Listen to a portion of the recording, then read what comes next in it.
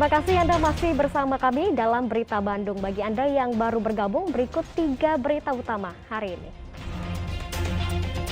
Mobil minibus terjun ke jurang di Ciamis, 2 orang tewas.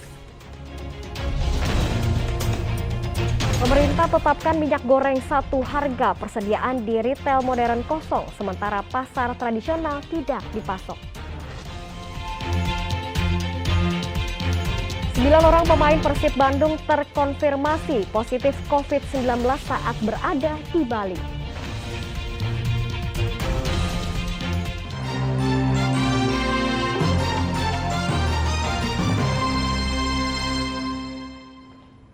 Pedagang pasar tradisional yang nyaris tidak tersentuh subsidi dari program pemerintah minyak goreng satu harga saat ini bingung. Dituntut menjual minyak goreng murah, tapi mereka sama sekali tidak mendapatkan pasokan minyak goreng murah dari distributor. Sedangkan retail modern dan yang besar yang digandeng pemerintah tidak memiliki persediaan minyak goreng murah yang cukup. Keinginan pemerintah pusat untuk menetapkan harga eceran tertinggi minyak goreng curah sebesar Rp10.500 per liter, minyak goreng kemasan sederhana Rp13.500, dan minyak goreng kemasan premium Rp14.000 per liter mulai hari ini, tanggal 1 Februari, nampaknya akan jauh panggang dari api seperti kata pepatah. Sehari sebelumnya, pedagang di Pasar Gede Bage dan Pasar Kosambi Kota Bandung mengaku bingung.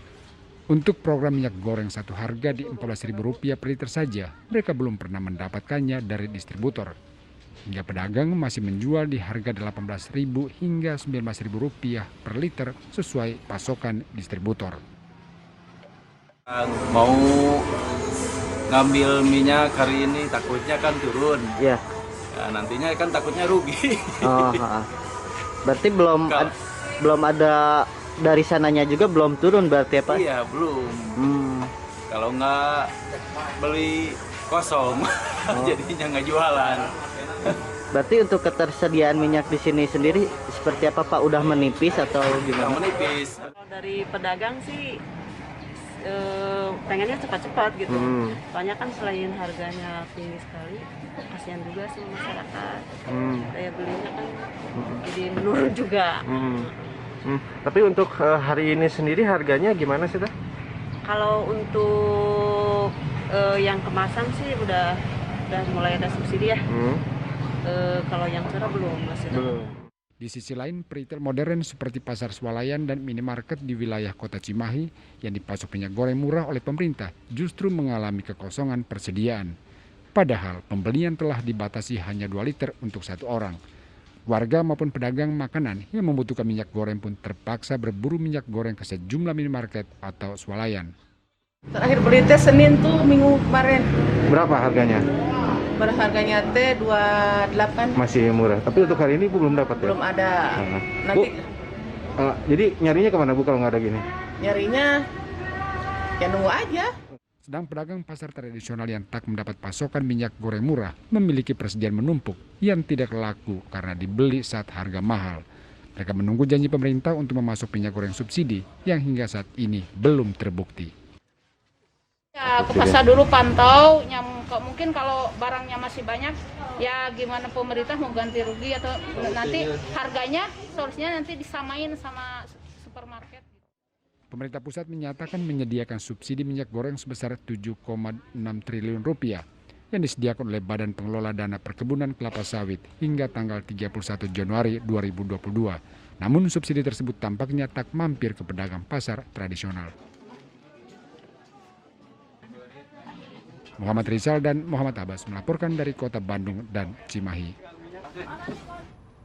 Informasi lainnya untuk Anda, 3 orang siswa dari 2 sekolah di Kota Bandung terkonfirmasi positif COVID-19. Sekolah pun ditutup 2 minggu. Mengantisipasi penularan COVID-19 varian Omikron, sejumlah pemerintah kabupaten kota lainnya juga melakukan tindakan pencegahan kerumunan warga. Temuan tersebut berasal dari tes antigen acak yang dilakukan Dinas Kesehatan Kota Bandung saat kegiatan pembelajaran tatap muka 100% hingga 27 Januari. Ada 1.016 siswa dan 122 tenaga pengajar dari 27 sekolah di Kota Bandung telah menjalani tes usap antigen. Dari 1.138 sampel yang dites, terdapat 3 orang terkonfirmasi positif COVID-19, yaitu pelajar dan 2 sekolah dasar di Kota Bandung. Untuk mencegah terjadinya klaster di lingkungan sekolah, pemerintah Kota Bandung menutup sementara 2 sekolah tersebut. Sementara di kawasan wisata Lembang, Bandung, Minggu pagi sudah dipadati ribuan wisatawan yang menghabiskan liburan di sejumlah objek wisata di kawasan ini. Kemacetan pun terjadi nyaris di seluruh wilayah Lembang. Namun pengawasan protokol kesehatan di objek wisata terbilang sangat longgar di saat penularan virus corona varian Omikron semakin meluas. Pengunjung dengan leluasa berkerumun. Meningkatnya angka kasus harian COVID-19 di Kota Bogor membuat aparat Satgas menggelar pemeriksaan ganjil genap di gerbang pintu tol Baranang siang Sabtu pagi. Akibatnya sejumlah kendaraan berplat genap asal luar kota pun diputar balik saat akan memasuki pusat kota. Saat ini kasus harian COVID di Kota Bogor rata-rata sudah menyentuh 50 kasus. Di sisi lain, setiap akhir pekan, Kota Bogor diserbu wisatawan dari berbagai wilayah karena menjadi tujuan wisata. Di Pamanukan, Subang, polisi menyisir seluruh kota, mendatangi kerumunan pemuda dan membubarkannya untuk mencegah penularan penyakit COVID-19 dan juga keributan. Polisi menggeledah mereka untuk memastikan tidak ada senjata tajam yang disembunyikan maupun barang haram lainnya seperti narkoba. Para warga yang tidak melaksanakan protokol kesehatan, petugas juga memberikan teguran dan memberikan masker untuk dikenakan. Tim Liputan melaporkan. 9 pemain Persib Bandung terpapar COVID-19 sebelum menghadapi Persikabo Sabtu lalu. Mereka kini menjalani karantina di Bali. Pernyataan tersebut disampaikan dokter tim Persib. Menurutnya kemungkinan ke-9 pemain tersebut tertular virus corona saat libur yang diberikan kepada pemain setelah menjalani laga kontra Borneo FC 18 Januari lalu. Awalnya dalam pemeriksaan rutin dengan tes antigen ditemukan 3 pemain reaktif COVID-19.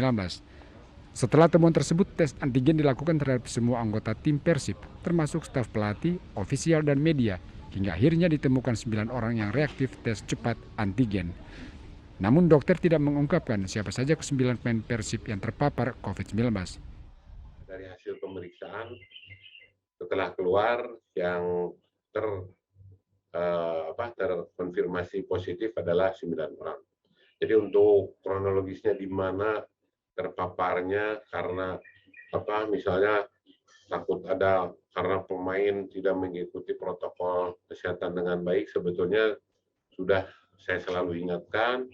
Dan saya juga melihat mereka mengikuti protokol dengan baik karena ini kan sistemnya bubble, artinya terlokalisir di satu tempat. Hingga saat ini ke-9 pemain Persib menjalani karantina di Bali dan pemeriksaan lebih lanjut dilakukan oleh Labkesda Bali. Muhammad Rizal melaporkan dari Kota Bandung. Lanjutan pertandingan putaran kedua Liga Basket Indonesia IBL di Kota Bandung, Bali United Basketball tumbangkan Pacific Cesar Surabaya. Laga basket Bali United Basketball melawan Pacific Cesar Surabaya pada putaran kedua Liga Bola Basket Indonesia IBL 2022 berlangsung sengit Sabtu sore. Pada pertandingan yang digelar di Gor Citra Arena Bandung ini, di kuarter pertama Bali United menunjukkan permainan cantik untuk mendapatkan keunggulan. Namun Pacific Cesar berhasil menutup kuarter pertama dengan skor imbang 18-18. Berlanjut di kuarter kedua, kedua tim tampil agresif untuk mendapatkan poin. Namun Bali United tampil lebih dominan dan menutup kuarter kedua dengan skor 34-27. Di kuarter ketiga, dominasi Bali United semakin terlihat dengan terus menggempur Pacific Cesar. Bali United semakin memperbesar keunggulan dengan keunggulan 55-38. Memasuki kuarter akhir, Pacific Cesar berusaha mengejar ketertinggalan poin. Mereka berhasil mendominasi permainan kuarter terakhir. Namun keberuntungan masih berpihak kepada Bali United. Hingga akhirnya Bali United menutup pertandingan dengan skor 70-54. Muhammad Rizal melaporkan dari Kota Bandung. Sehari jelang Tahun Baru Imlek, kelenteng di Pamanukan, Subang dibuka untuk ibadah dengan sejumlah pembatasan. Sedangkan pesanan dodol keranjang membuat para perajin di Jatiwangi, Majalengka menjadi sibuk. Pandemi COVID-19 serta bencana banjir yang sebelumnya melanda Pamanukan membuat kelenteng Sila Persada di Pamanukan, Subang sempat ditutup selama beberapa bulan. Kini jelang Imlek tahun 2022, kelenteng kembali dibuka untuk warga Tionghoa bersembayang. namun pembatasan jumlah pengunjung dan protokol kesehatan diberlakukan untuk mencegah penularan penyakit COVID-19. Tahun kemarin kita justru tidak merayakan doa sama sekali, tidak untuk merayakan Imlek, karena tahun kemarin 2021 ini komplek BTN Pamanukan baru dilanda banjir. Banjir masuk ke komplek ini. Jadi tahun ini ya agak lumayan kita bisa bersih-bersih dan berdoa gitu. Di kawasan Jatiwangi, Majalengka, para pembuat dodol keranjang atau dodol Cina mulai sibuk memproduksi dodol keranjang. Ada 2 jenis dodol yang dibuat di sini, yakni dodol warna kuning dan coklat. Dodol juga dibuat dalam 2 kemasan, dibungkus plastik atau daun pisang. Meski saat ini perajin bisa memproduksi 450 buah dodol atau sekitar 1 kuintal lebih, mereka mengaku pesanan dodol di tahun baru Imlek kali ini mengalami penurunan. Perajin pun membatasi hanya membuat dodol keranjang sejumlah 2 ton. Untuk tahun sekarang ini orderan Bapak meningkat atau menurun, Pak? Menurun. Berapa persen menurun coba? Karena ya itu emaknya nggak order. Oh, jadi biasa diorder ke Bandung? Ya, sekarang separuh dia ordernya. Separuhnya? Iya. Dalam tradisi perayaan baru Imlek, dodol keranjang akan diberikan kepada keluarga, sanak saudara atau karyawan serta kolega bisnis. Beli dodol sebanyak itu Pak, untuk apa Pak? Ya untuk para langgan gitu, toko besi, toko emas gitu, toko kelontongan juga. Untuk dibagi-bagi juga ya, gitu. Buat bagi langgan gitu.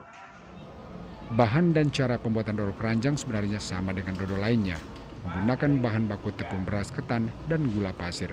Namun yang membedakan antara dodol biasa dengan dodol Cina adalah bentuk kemasannya saja. Dodol keranjang selain dipasarkan di wilayah Majalengka juga melayani pemesanan dari wilayah Bandung. Jenal Arifin dan Agun Gunawan melaporkan dari Subang dan Majalengka. Dan informasi tadi mengakhiri jumpa kita pagi ini. Atas nama rekan yang bertugas, saya Janet Lee mengucapkan terima kasih atas kebersamaan Anda. Selamat pagi, selamat beraktivitas, dan sampai jumpa.